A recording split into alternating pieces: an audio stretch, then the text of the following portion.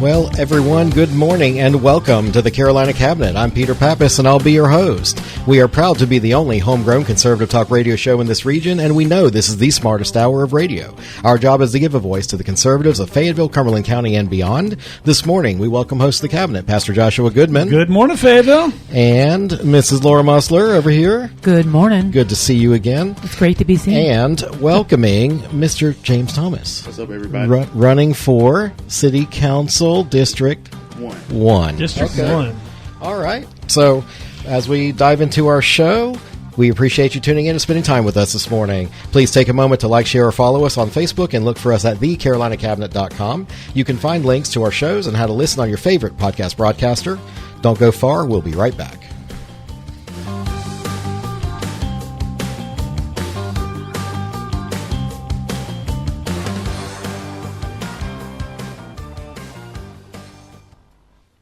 Since 2012, Joshua Goodman has been the senior pastor at the Cliffdale Christian Center, a dynamic church and ministry located in West Fayetteville. Join our friend Pastor Goodman for a podcast or a live sermon in person at 6427 Cliffdale Road. Now for today's good news. Here is Joshua Goodman.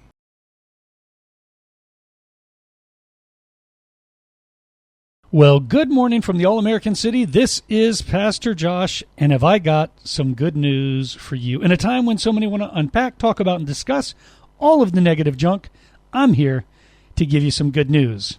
So, my friends, this bit of good news actually comes from the Goodman's own backyard. Many of you know that me and my wife, well, we are regular old urban farmers. We plant 4 types of basil, 3 types of tomato, okra, cucumber, eggplant. I mean, we've got it all, even our own strawberry patch. And you may say, Pastor Josh, does that really make you an urban farmer? Well, let me finish, ladies and gentlemen, because not only do we have the blueberries, grapes, and figs, but we also have 2 rabbits, 4 dogs, 2 cats, and 8 chickens. And that's where our story comes in. Those 8 chickens. This past Thursday, a friend of mine gives me a call and says, Pastor Josh, one of our neighbors is saying that you've got a chicken that's run away and it is in their backyard. Now, my friends, this is not a why did the chicken cross the road joke this morning. This is a true live poultry in peril. I thought it pretty strange because we had never had any one of our chickens ever get out, ever run away. So I get back home, I grab a good friend of mine, Matt. We go over to the neighbor's house. We search her backyard. No luck. Another neighbor, their backyard. No luck. Finally, one of the neighborhood kids says, I found it, he screams, right? And so we go over to that neighbor's backyard, and sure enough, there in the bushes, there in the shrubs, is this little old chicken. I scare the chicken out. Then I manage to scare the chicken from one end of the yard to the other end of the yard. And back again. And I do this, friends, until I am huffing, puffing, and sweating for like 15 or 20 minutes. Finally, the chicken stops right at my friend's Matt's feet, and he reaches down, casually picks up the chicken, me still sweating, huffing and puffing, hands me the bird, and says, well, looks like we got the chicken. We take the chicken back over to my coop to reunite it with the other birds. I do a quick head count, and sure enough, there's 8 chickens. We add 1, and of course, that makes 9. And I asked my wife, I say, hey, babe, how many chickens do we own? And she said, well, we have 8. But remember, we did have 9 because back in June, and this is where the story gets interesting, back in June, we had one of our chickens, unfortunately, die. We found the chicken in the coop, stiff as a board, keep the kids away, grab a plastic bag. My wife tasks me with burying the chicken, as any dutiful husband would do. I take the bag, grab the chicken, go out to the woods. But perhaps not what a dutiful husband would do is I didn't dig a hole. I just kind of scooped the chicken out of the bag, threw it in the bushes. No lies. Keep it real. Keep it simple, friends. That's the truth. So, put the chicken back in. 8 chickens now equal 9. And my wife says to me, babe, that chicken kind of looks like the chicken we lost back in early June during the heat wave. And I said, yeah, it kind of does look like that chicken. Do some searching on the internet, and apparently chickens can undergo heat strokes. When they have a heat stroke, my friends and family. They go stiff, fall over as though dead. Yes, indeed. I had thrown the chicken out in the woods. Apparently, at some point, it had recovered and lived in the wild for 2.5 months until it finally broke its cover and was found at my neighbor's house. Couldn't believe it. Our chicken that was lost, as Jesus said in the parable of the prodigal son, behold, she was found. Our chicken that we thought was dead, behold, she was alive. This is Pastor Josh, friends, and that is your good news. A conservative local radio talk show that you're not afraid to tell your friends about. The Carolina Cabinet, land of the free thinkers, and talk show of the brave. And brave we are. Good morning, everyone. Not as brave as my chicken. Your chicken, man. So, I like the story of the prodigal son is good because we do have, whether we like it or not, the holidays are coming. Yes, they are. Correct. And how many prodigal sons are going to return this holiday home. season? Yep. So thanks for the good news. Woo, yeah, I know. And normally I put some scripture and some spiritual in there, but I just had to tell that story because what a great story. I mean, for 2.5 months, this joker was out in the wild. I did not know how resilient chickens are. I had no clue. And so as soon as we got her back, the first day she came back, she started laying eggs. I'm like, girl, we keeping you around. Yeah, oh yeah. You survive in my neighborhood for 2 months. I live in Hollywood Heights, so you survive in my neighborhood for 2 months. I got to give you mad props. So that chicken's from the streets now. Yeah, she's pretty hard. She came back all tatted up and everything.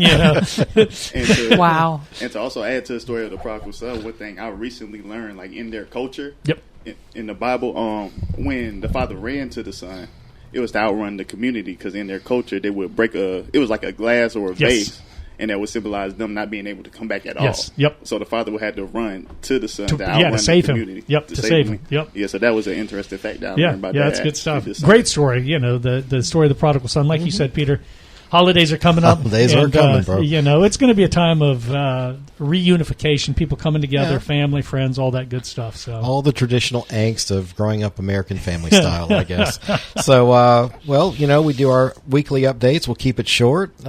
This week Jim and I did interviews at the restaurant. First time we've done in-person interviews in 3 years. Employee interviews, like for sandwich makers. Wow. Yeah. So that was a learning experience. How do I get in? Do I just need to drop off an app? Baldino'sNC.com. Go there, apply online, and we'll catch now. Do I have to go through all the rigmarole? Do I have to pass the everything IQ? now? And, I know you do. Can I just bring a paper one by? No, we do still accept paper applications. Hey, look out now! But, that's a rarity. Yes, it is rare. But we don't want to prevent anyone from having the opportunity to work.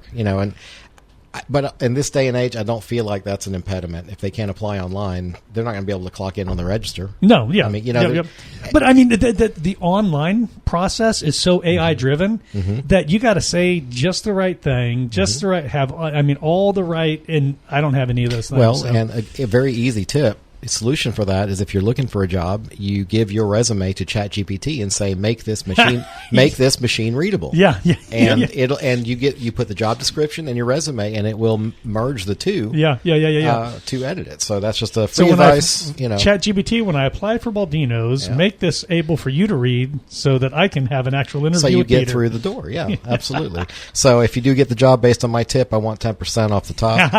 Yes. So I don't need money. You don't. I just want sandwiches. Work for food. I will work. I think I'd rather pay you. Yeah, you would probably get better off that way. Yeah. So the Chamber Coffee Club was last Thursday. Yes, I did get up early and did that. So that was fun. I did not get up early. You did not get up early for that. I did get up early, but I was like, let me just close my eyes for a minute. Yep. And then it was 9:00. Yeah. You woke up. Yep. I did that a few weeks ago, I think. So anyway, so that's what my week looked like. So Laura, I know you had one thing going on at least. Went to the Purple Heart dinner. Woo-hoo. Yes. How did that go? Did you have a date for that? I had 2 dates. Hey. Well, they're not real dates, but they were my guests. Your guests. Your plus 1 and 2. That's correct. Her gentleman company. Yes. Right here. See? Yeah. That was a perfect Gentleman is such a strong word for you. But I know. I know. Believe me. And I don't want to say you were her escort because then that just sounds... Well, I didn't make her pay me. It's all right. Yeah. Right. But that was a nice event. Yes. They do it. Well, they were doing it every year, but last year they took a break and did the MIA instead. It's just a little depressing that there were only 44 recipients this year that attended, and it seems like the younger folk do not want to attend for whatever reason. Maybe you can answer this. So I noticed that a lot of these guys were like from Vietnam. Right. Getting they were getting recognized for a Purple Heart that they earned in like 66, 68. Right. Why they've had their awards. Right. So this dinner is just saying, hey, you're in our community. We're recognizing you. That's correct. All right. I was a little confused at that. I'm like, surely they knew they had Purple Hearts back then. Yes. It's just a recognition. I mean, these people were injured in the line of duty, and it's a nice thing to do for those people that, risk their lives. I will say that the attendance was exactly half of what it was 2 years in 22. ago. Okay. I think the first time I went, and because it was the full Agri Expo Center. It was that full section. Right. So more of them as they get older. Well, that's true too. They're aging out. They're aging out. Yeah. And the younger people have other things going on, or they're not interested in. Well, one of my friends said he doesn't want to be recognized because he doesn't want to relive that trauma. So that could be it too. I feel like the older guys, they were draftees, right? So there was a different camaraderie there than maybe the volunteer army. It doesn't mean that they're not comrades. It's just, and I think just even a different generation, maybe where it's maybe I don't want to say it's not about that because that sounds wrong, but late boomers and early Gen Xers, we just don't want to be bothered. Yeah. They would. I feel like in their older years they'll want to revisit. I agree. Yeah. I agree. At 35, 45, especially if you're still in, right? Yes, and they got kids. They're doing soccer on Saturday. I agree. So that's my personal. I don't know firsthand, but I'm just saying. A little rubber chicken, convention food. It wasn't that bad. It was actually pretty good. I will have to give. I'm not going to ask who provided the chicken. It was not. It wasn't Baldino, so but I still ate it. So, Josh, have you finished preparing for school? Are you? So we are officially prepping for school, but still like you, we're done prepping, but we're still doing I've got job interviews all next week. Okay. The kid. I am just now, man. So when the kids go back to school, you know how I roll. So every morning, have the kids, grandkids, they all come to the house. We have breakfast together, send everybody off to school. We pray, have devotions, all that sort of stuff. And so I went from my summer schedule, waking up at 8, 9, 10-ish, to my school schedule, which is waking up at 5:30. Right. And getting everything ready and prepped, and I am, that's still kicking my tail. I am by no means comfortable with my new schedule as of yet, but I'll get used to it. But it's going to take probably. I'm going to adjust too because I'm right next to Alma Isom, so yes. When I hear the bell, I have that nightmare. I'm late for class. So it still jolts me out of bed. So Mr. Thomas, what have you been up to the last couple of weeks? This weekend I was at the Fayetteville Millennials Adult Field Day. Okay. So I was out there. Tell me about that. Adult Field Day. Yeah, it was fun. When I first got there, they was playing Limbo. Really? Oh. Yeah, it was a sight to see, definitely. Limbo took a war. They had good food out there. They had a soap machine, everything. Had a DJ out there. It was just a good vibe, and I like seeing things like that. And then after that, I went to the Umoja Festival in Seabrook Park. Okay. And that was another festival just talking about unity and everything. So like Umoja means unity, doesn't it? Yes. Okay. Correct. And is that like an African festival? Yeah, tell me about that a little bit because I know. I grew up here. I don't remember having that. Yeah, I grew up here. I've been there twice as far as I lived here, but I know it's been going on for at least 30 years when they were presenting. Okay, call me out for not paying attention. Right, no, you're fine. You're fine. But I enjoy going out to events like that. I enjoy being in the community, connecting with people, whether I'm campaigning or whether I'm just in attendance because there's a stigma. So like when you're going around now because you are a candidate, do you feel like people are going to look at you like you're only there because of a campaign? That you're not just doing your regular stuff. Yeah, definitely. Especially because I'm 25 years old at the same time. So it's like, look at that cute. Look at that little opportunist. She's coming to everything now all of a sudden. Yeah. But no, I've seen you're in the community. I've seen, I know you do stuff in our community. So go ahead. Did you have? I didn't. I thought you were chiming in. No, okay. I'm. All right. Not me. All right. Well, look. In the interest of time. I had some really good stuff to talk about. We could do it next week, but I had Section 8 madness talking about, the government shrinking that to 2 years. I had story about... Whoa. Yeah, we can't dig into it. We don't have time, so we got to get this young man out of here. He's got to go stick with his people. We'll talk about that in a second. Definitely. Fort Bragg Barracks in ruins still. Yeah. I thought this was an old problem, but apparently not. And then North Carolina legislature news, the veto showdown. Yeah. There's, what is it, SB 50 about the concealed carry thing. yeah. So there's a lot of... And I spent hours and hours prepping for today's show, too. Yes, I know. Well, she's kind of lying because I was kind of dragging my feet. But it's been a long night for me, guys, okay? So, we're going to just jump right in. So, James, I printed you very graciously filled out your bio. So, to the people that are watching, see, he did his homework. Here he is. Got it done. So, I'm just going to read a little bit. So you're born and raised in Fayetteville. You are District 1 specifically. District 1. You went to Howard Hall Elementary, Pine Forest High, and NCA&T. Aggie Pride. Aggie Pride. Okay. And now you're trying to get your master's in project management at Wake Forest. Yes, sir. Could you not find anything more expensive? No, definitely. But it just aligned to what I want going on, and I like their program looking at everything. Hey, you know what? You're young. Go knock it out. Now's the time you're supposed to work 80 hours a week. And my dad's a veteran. Okay. That helps. That helps. So it says here you work with Fayetteville Pact on PACT. That's with Kathy Greggs and all them. Mm-hmm. Okay. Mm-hmm. And I say all them. I love Kathy. She's like my sister from another mother. So why run for city council? Man, it's like I said, it was short for time. It could be long winded, but as you said, I've always been in the community, and as I ventured out, going to college, stayed there for a couple of years, still doing things in the community, and as I moved to Charlotte for a couple of years, still doing things in the community, I had a sense of survivor's guilt, right? Because growing up, I had a lot of friends pass to gun violence and things like that, and even then, as I seen the news reports and I seen the things, it felt like a sense of conviction, and biblically speaking, James, every time I do something big or like a big run in my life or something different in my life, I review James chapter 1. And my favorite scripture is James chapter 1 verse 19, which says, slow to speak, quick to listen, and quick to hear. And that's how I try to address everything. So I prayed about it, I talked to people about it, and that led me here today as well. And even at the age of 13, one of my favorite movies is The Lorax, and the quote he says that I love is, if someone like you has to care a whole awful lot of anything, it's going to change. Yes. Okay. So, and that's something I truly believe. You mentioned survivor's guilt. Yeah. And so basically you see that you're doing well and you look back at your town and maybe we can do better. Correct. Okay. So you appreciate where you're from. I appreciate where I'm from. I love Fayetteville. Okay.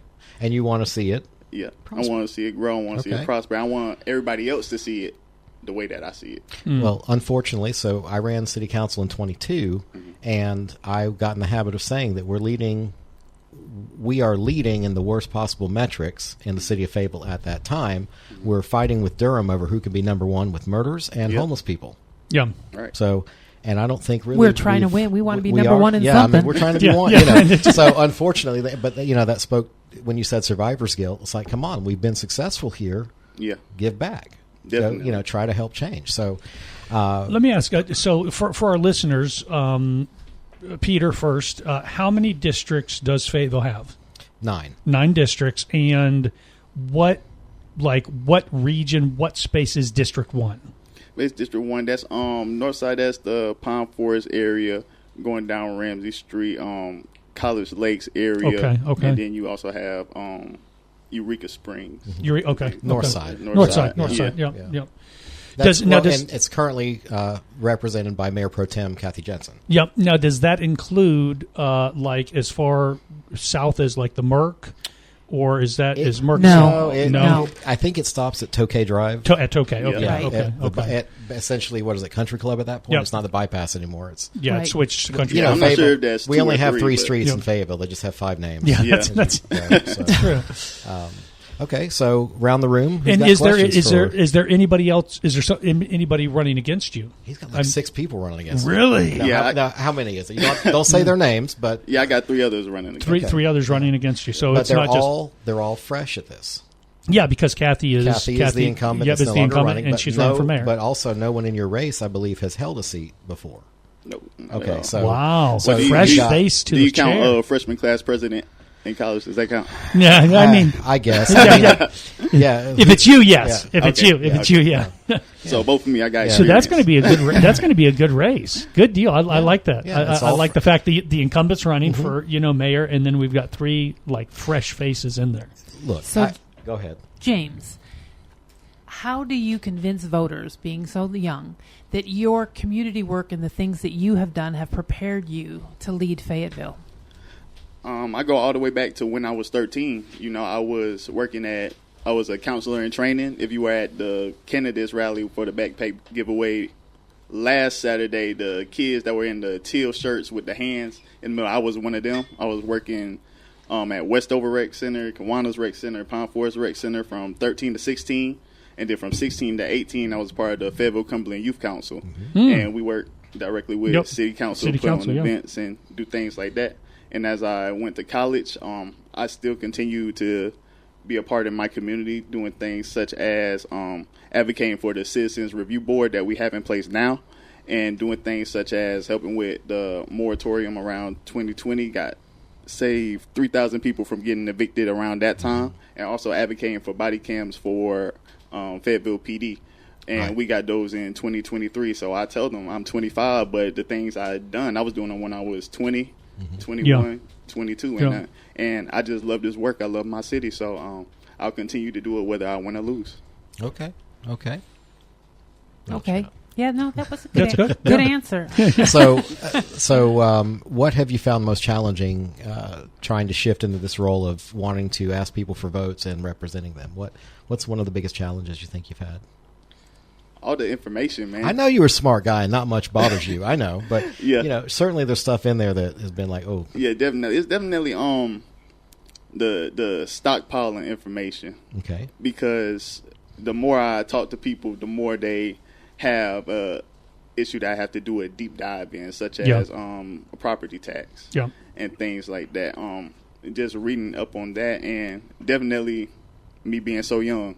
So it's like most people don't want to, take orders, and most people don't want to listen to someone as my age. But I guarantee you, I'm very prepared. Okay. So have you learned anything maybe to combat some of the keyboard warriors when it comes to the failed city projects or property tax issues? Like, what have you learned so far about these things that you didn't know maybe 6 months ago? Well, I'm not going to say I've always had an issue with keyboard warriors, but I have had my run-in. Like I said, I was class president and things like that. So, people going crazy. Yeah. They always it's going crazy. to talk. Well, they're behind that keyboard. They're away from the fist. So, but I welcome all conversations. Right, I could tell when someone's just trying to project emotion. I know it's not necessarily at me. I know it's a bigger issue. So on days that I do have time, I'm actually willing to sit down. I'm like, okay, well, shoot, you got a lot of things to say. What solutions can you bring?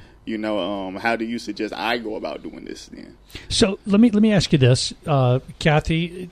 She has been an incumbent in District 1 for some time, 12 years. I believe. For a minute. Yeah. In review of her work, do you think that you would be an individual who would follow in what she did? And if not, what things would you do different?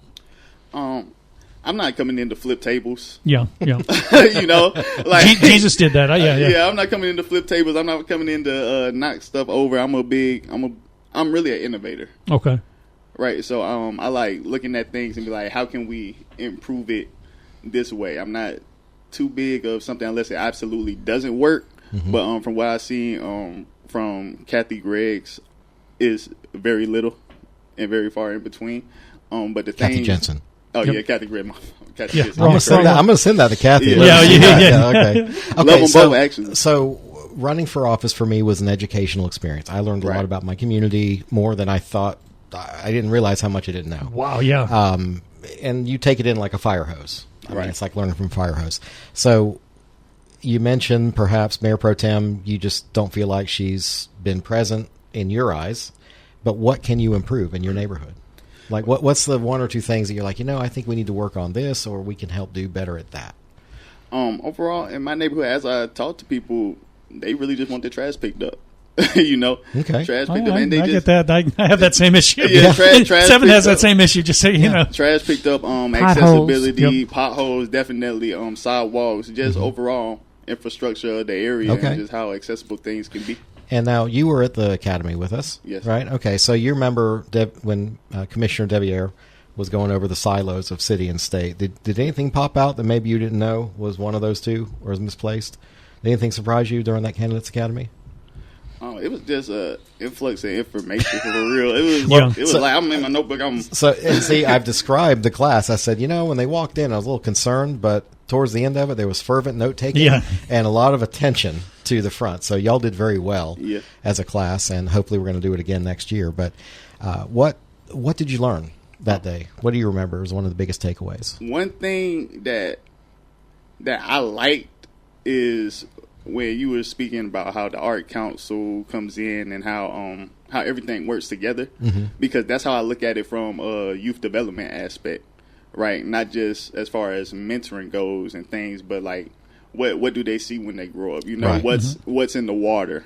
Are they drinking clean water? What are they seeing broken down, torn down buildings when they go in the streets? So things like that, and how every aspect, how poverty and homelessness plays in the youth development, things like that.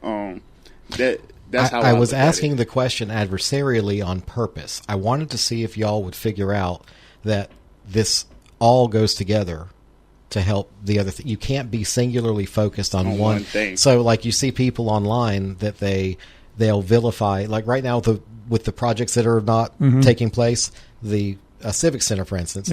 Somebody was on there saying, I wonder how much money Mayor Colvin made. And I'm like, okay, it was a county project. It wasn't his, number one. And number two, please show me where it directly went in his pocket. It just stuff like that just makes me, and I just scroll past because I've gotten too much gray. But what do you, I mean? And then that's like one of those instances where I say, when I have time, Okay. If it's all day, I'm like, okay, well, show me. Prove me wrong. I'm a big fan of prove me wrong. I don't mind being wrong. I don't mind being corrected, but just show me the data, show me the facts, and then let's move on from there. Okay. So let's see. In your campaign, you've prioritized reducing gun violence. Do you have any specific plans or ideas in order to do that? And how do you feel about the veto overrides in House Bill 193, which allows guns in private schools? Yeah, I'm not too big of a fan of guns in schools at all, But as far as reducing gun violence goes, I like OCS. Right, I feel like the Office of Community Safety. Office of Community Safety. What do you like about it? Definitely. I like how it collaborates with Fayetteville PD, collaborates with the Approved Project. It collaborates with, and the Approved Project is just mitigation to situations, violent situations before they happen. Trying to diffuse those situations before it becomes a gun violence situation, things like that, and how they also collaborate with churches and mental health advocates as well, and giving them grace. It just started, but I believe and additional things such as like a data analyst or a data scientist could be added as well, and just innovating that. I feel like it has a very big potential to be like a hub for not only transparency but accountability as well. And I feel like it's a good starting point. And I feel like if we build on top of that, look at the staffing, look at what we need, what we don't need, and who we can hire, So I feel like OCS, unfortunately, to me, still is a very gray, very amorphous thing, and everything you just described sounds like more government jobs. Yeah, and nothing. And that's what I was saying. And it doesn't. I don't think we need that. Yeah, I mean, OCS was funded 2 years ago, I believe. Correct. They had 2 employees assigned to the department before they hired a director earlier this year. And we hired a director. I think he's a local guy. Right. I mean, do you know? I don't know if you know. I'd like him to come on the show. I mean, but we hired him, but his experience is working for the community safety office in Chicago. Not really. How's that going? So, community safety Chicago. Those 3 words. Well, as of yesterday, President Trump threatened to federalize Chicago. He pissed everybody. He knows he can't do that. He definitely knows he can't do that, but he's definitely getting them to talk about things. And to your point, I heard Ms. Lord mention in one podcast, he was like, who wants to work here, as far as wages go, you could go across the county line and get paid so much more. So to your point, with more government jobs, that's what I was going to touch on. Is also a point that we got to get people to want to work here first. Well, but see, government jobs serve the community. They don't create other jobs. Yeah. That's right. That's not a job creator. More government, that's just our money sloshing around. Correct. So that's why we wanted you to listen to the economic development portion of the Candidate Academy, to listen to Robert Van Gien's talk about how bring factories here. That's why we wanted that. And we've talked a lot about, is it OCS? OCS on the program. I'm curious because, so we've had several candidates and each one has kind of given us different definitions and a bit of ambiguity. It's just kind of like this is their perception of it, and this isn't on you. But what? I think everybody wants to do a little something different. I don't think there's a clear message to the people here in the area on what OCS is, what they need to define it exactly what it needs to be doing, because it's too ambiguous. I'm big on SOPs, standard operating procedures. What's my vision? What's my focus? How do I get it done? I think I would even be happier knowing what it won't do. To start to define the parameter of what. Because now, what I know it won't do is send 25-year-old social workers to a crazy guy call with a knife. Like, I know that they're going to send the police still. They're not going to send unarmed social workers. But my understanding is it's a conduit. Once the police contain that, okay, crazy, we're going to go to OCS instead of jail. And that's one definition. And they're going to connect them to DSS or whatever services are available to calm them down and get them help. That's one of the definitions, but I've heard probably in the past 3-4 weeks, I've heard like 4 or 5 different. My eyes glaze over. When I hear this stuff. Of those things. So I'm curious. I'm not for or against at this point. And there were peer cities. I believe Ms. Jensen talked about going to Austin, Texas. I believe so. And Mario had talked about us using somebody as the model. As the model. Was it like the HEART program? Well, that's how we ended up with the Day Resource Center. Like the city council went to Austin, and they're like, "What do we need to do for homeless?" And the Austin people are like, "The first thing you need is a DRC." Yeah. And that's why they made the entity to do that.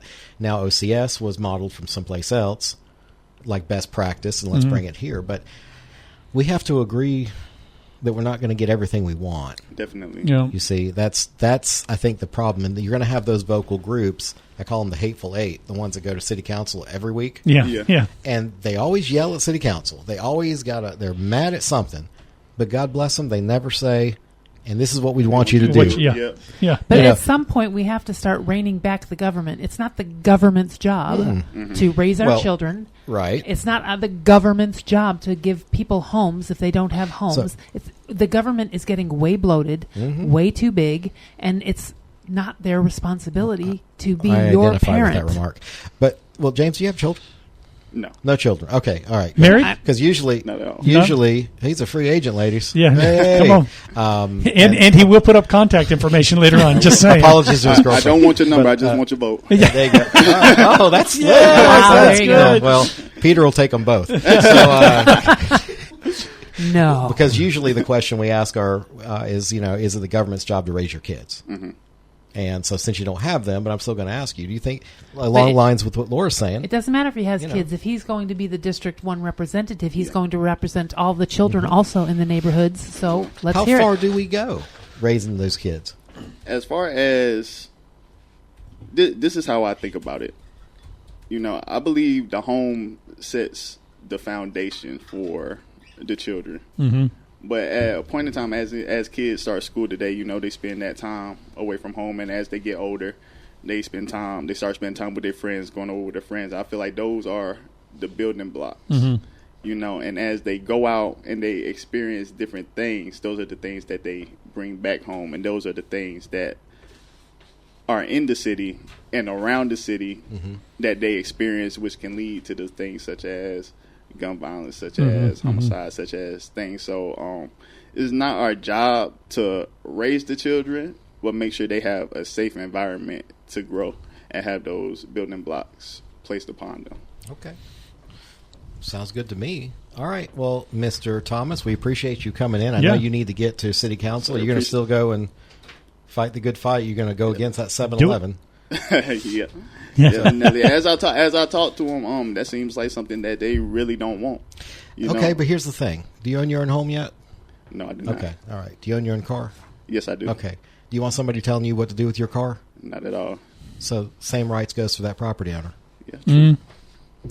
That's America. Is it zone commercial? No. So here's the deal. Nobody's done anything with that property forever. Yeah. Okay.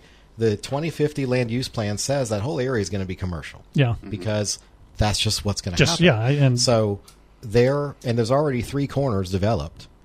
And so anyway, so unfortunately we're going to disagree on whether it should. But to me, it's not my opinion. It's the people that what you've heard. Yeah, that's right. But see, when you've got city council and you have the planning commission saying do it. Yeah. I mean, when you mentioned public comment, that's when I actually contacted a council member to make sure that I wasn't lying to you. Yeah. I wanted to make sure you were here and all, but it's just not going to. I think the decision's been made. Been made already. Yeah. And not like they're not going to listen to constituents. That's always a concern. But this not in my backyard mentality is going to have to split because we need development here. We need. At the same time, go ahead. A good leader will say, I understand how you're feeling about this, and here's why, because here's the plan. This is what it's going to be over time. So why shouldn't we be on the cutting edge and explain it to them why? Here we're on the cutting edge, and we're being the first ones. So let's do this in a positive thing, explaining it as opposed to just going and voting and not. If it will fall upon listening ears. So my question would be, because what I've been hearing is not like they don't want anything built. It's just that they don't want that. The 7-Eleven. So okay, right so the ones that don't want 7-Eleven, ask them how much cash they got, and they can buy the property and do with it what they want. There you go. Although we do have a lot of Wawas and 7-Eleven. You can never have enough Wawas and 7-Eleven. All of those things just popping up out of the blue. And again, as I drive by, because sometimes I drive Uber at night, these are attraction points. Yeah. And some, like I pull in and there starts to be an argument. I'm pumping gas over, I'm out. All of those hanging around. If, I wouldn't want it in my backyard. Not that I'm just saying. Well, it's a little concerning sometimes when they're like meeting points for people. If you're in bed at 2 o'clock in the morning, you're less likely to be shot. You know what? There are people that are in their bed at 2 o'clock in the morning and a stray bullet goes along and hits them. I know that my son was killed inside his own home. So okay, all right. Now I can't say anything. Shot through the door. Boom. I'm just saying. Back me into a corner. Take your foot out of your mouth. Again. Yes.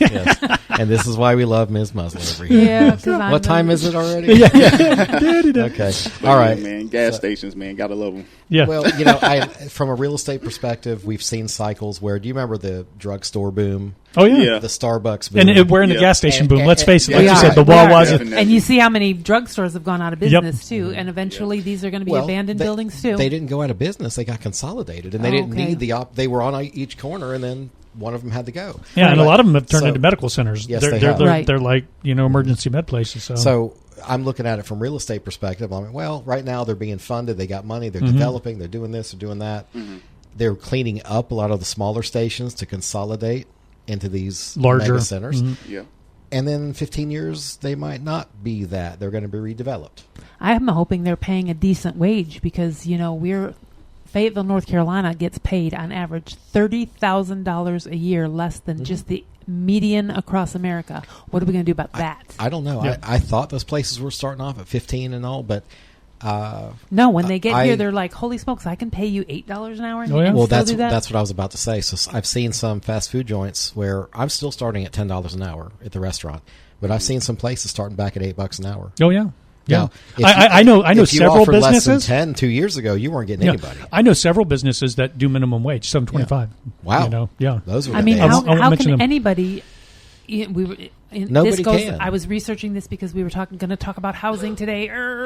But yes, how can anybody earn enough to do anything without working 2, 3, 4 jobs nowadays? Because I'm sorry, if you're not earning $25 an hour, you cannot afford to live in Fayetteville, North Carolina with $1,200 a month rent. I think it's a whole paradigm shift that, working one job or not having a side hustle, so to speak, or whatever, just is not going to be feasible to survive in this country unless something And then majorly we complain changes. about our children because they're not being watched. Well, guess what? How about we start paying the people what they're worth and they don't have to work 2 and 3 jobs? Just Just throwing that out there. Amen, sister. Stay in school. Stay in school, kids. Stay in Preach school. it. That's what we want. So, Mr. Thomas, tell us where we can go to find more about you. Get that phone number from you for all the ladies. So you don't put your number. Just tell us. Yeah, I was going to say, don't put your phone number out there.